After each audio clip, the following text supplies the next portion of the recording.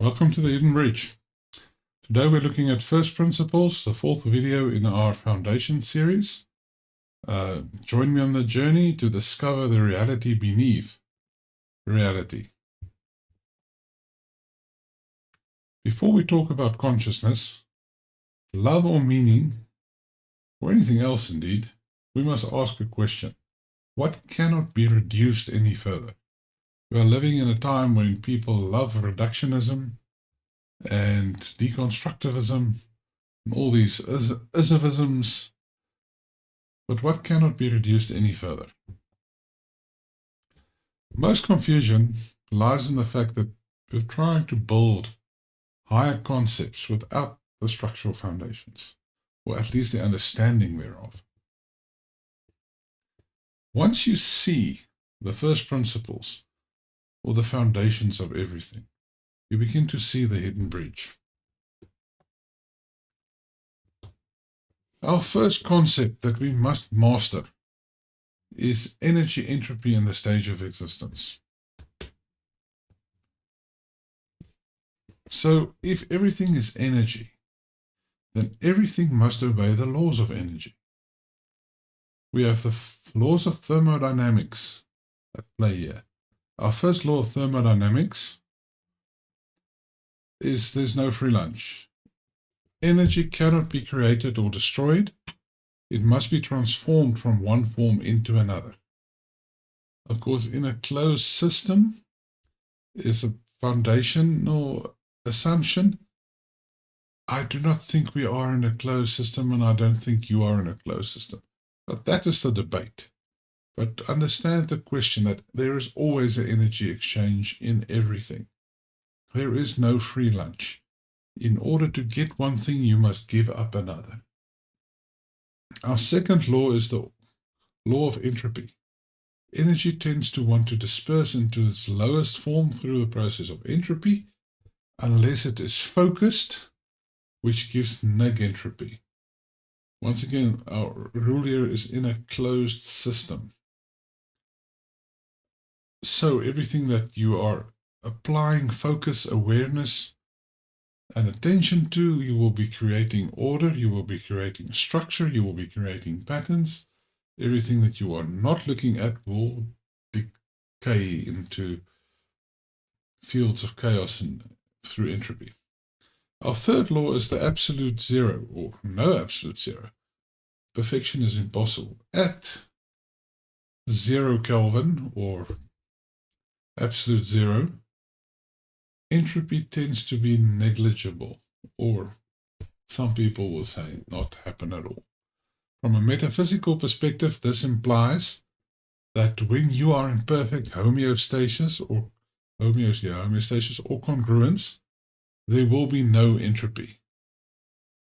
So that which you are completely in harmony with yourself about, you will not experience decay. There's a lot to unpack here. If you really want to go into it, let me know if you really want to see an episode on the laws of thermodynamics. Our fourth law is the zeroth law of equilibrium, simply stating that the energy in A is if it equals the energy in B, and the energy in B equals the energy in C, then of course A have to equal C. This has got profound impacts in humanity studies and business studies, and I've never seen it being addressed, so that's something to be explored. Furthermore, we believe, or as I understand it correctly, that the universe tends to want to go towards zero energy. Matter, positive energy, and gravity's negative energy wants to balance to zero. The universe may arise from nothing, and yet it remain whole. So just from a human perspective, life and awareness are islands of order against the drift towards chaos. They are islands of focus, coherence, and purpose within the great balancing act. Therefore, they are negentropical forces. Everything is energy. Therefore, everything obeys the law of energy. Energy provides the field in which everything unfolds. That brings us to love, the integrator of paradox. Not the standard view on love that you will find in most discussions. Agape love is what we're talking about here. Of course, not eros or phileo love, as is mostly used in many discussions, the three types of love. So love is the capacity to hold the paradox, to reconcile polarities. Entropy scatters, love gathers, and love integrates. Love transforms the shadow into the self. Love is not a utopia. It is the conscious work of reconciliation. Unity, multiplicity, one and many, or as I call it, the eighth law, eighth hermetic principle. The law of one. Consciousness is one field. All separations are only appearances within it. The law of the many. Within unity, individuality emerges. The many give riches, diversity, and reflection. If you understand these two forces that have a tension between them, you'll see why there's so much discord in the world. Either not accepting the one or rejecting the many. We are seeing that interplay quite ostentatiously across the board at the moment. The reconciliation, the one expresses as the many, and the many return to the one. Both are real, both are necessary.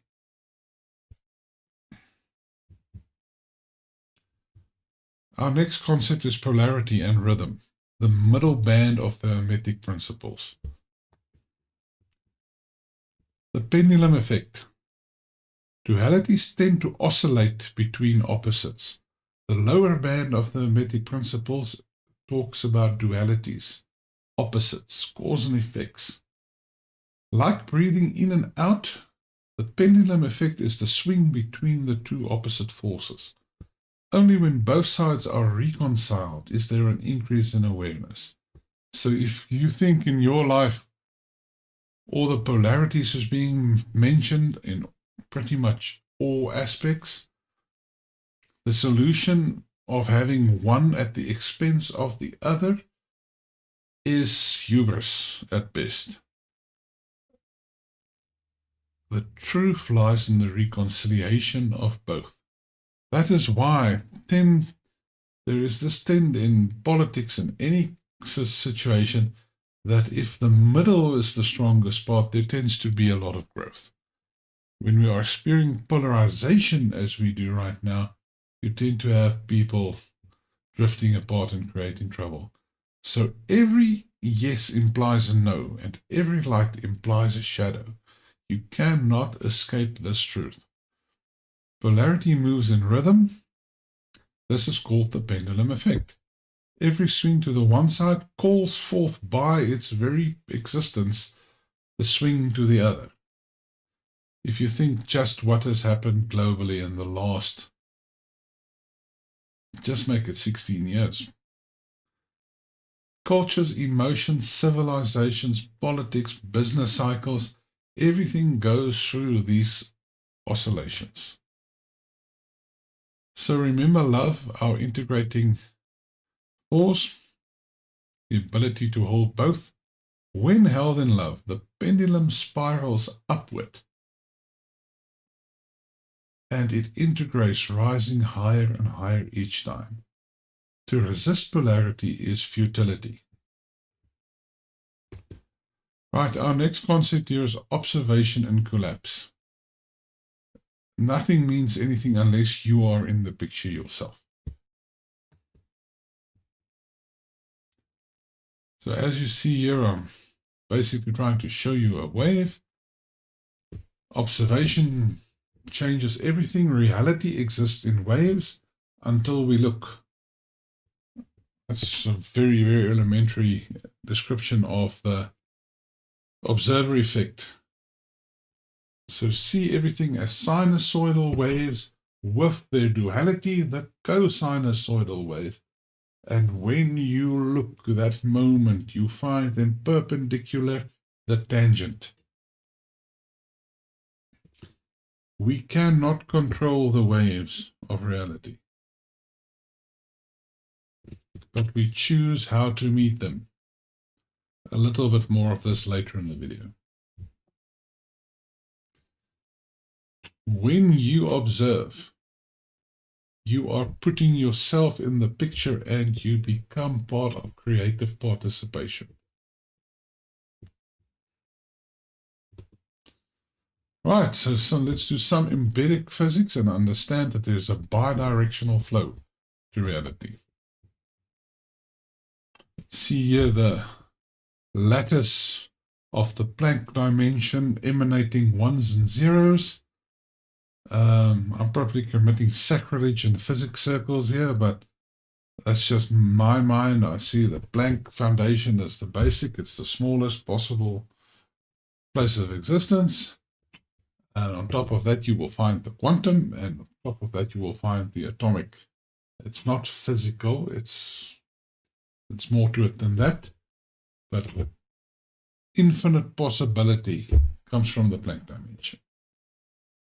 And Stephen Hawking had a lot to say about the actual data and the conservation of data through Hawking's radiation. I'm not going to try to even claim I remotely understand half of his work.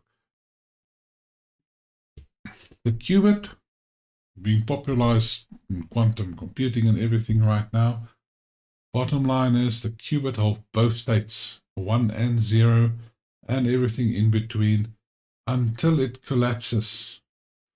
If it collapses, it chooses the 1, but the flow remains bidirectional.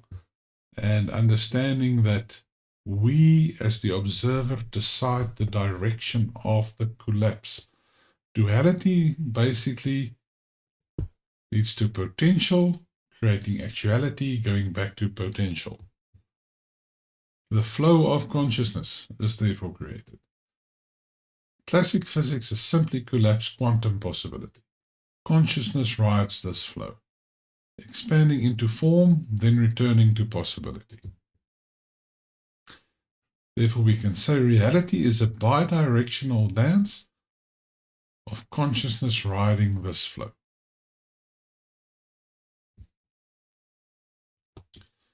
Right, that brings us to the spiral of consciousness, understanding the pattern of the spiral and its importance. What we have here is the observer and the spiral. Each oscillation collapses and carries awareness higher. Therefore, it's like a spiral staircase. Not in lines, but in spirals is how consciousness evolves. Each oscillation carries higher, integrating paradox and creating new order.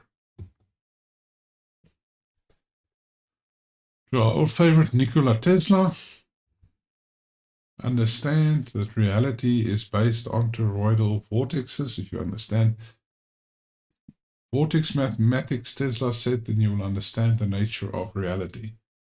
The toroidal flow sustains itself through expansion and extraction, breathing in and breathing out, oscillation and vibration. The pattern, therefore, 3 is the structure, 6 is the balance, and 9 is the transcendence. The spiral is the geometry of becoming. If you think about it, Sir Francis Bacon said famously, the seer, the seeing, and the seen are the same. So you must by definition be more than you think. The spiral of geometry is the becoming. It is how chaos transformed into coherence, and meaning arises from experience. And we can probably add to that and say through qualia. That word very few people like. That brings us to this question. Do we have free will?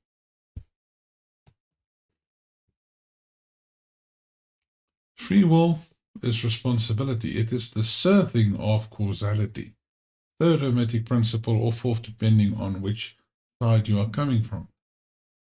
Today's effect was caused yesterday, most likely through a subconscious reaction to an externality. You have only one choice: react or respond. Today's moment is the effect of yesterday's awareness. Therefore, true freedom requires awareness and responsibility. Free will is therefore not what it seems to be. Very few actually use it. Will you take the wave or not? If you do to actually decide to use free will, that is the divine participation, where you are in alignment with your higher self. So the hidden bridge is revealed. Our recap. Energy is our stage. Love is the reconciler. Unity and multiplicity is the players. Polarity in rhythm is the motion. Observation is the event. Flow is the dance. Spiral is the pattern, and free will is the agency.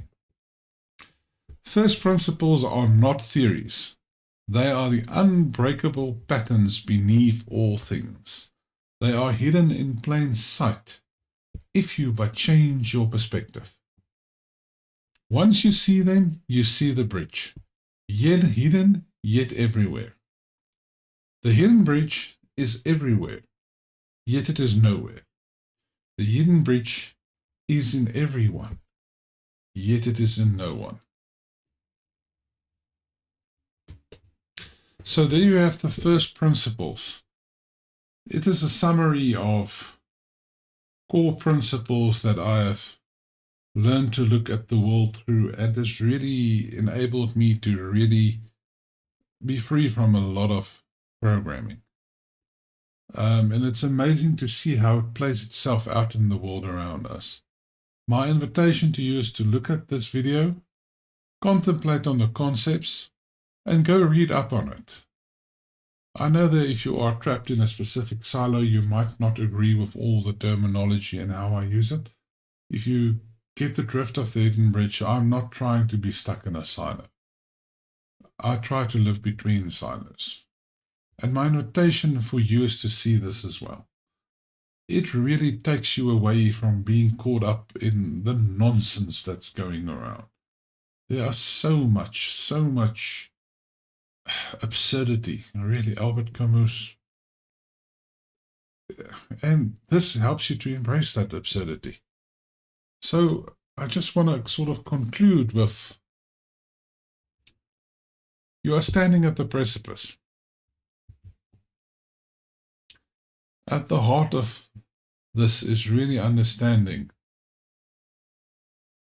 just the foundations of reality. Will you join with me and cross?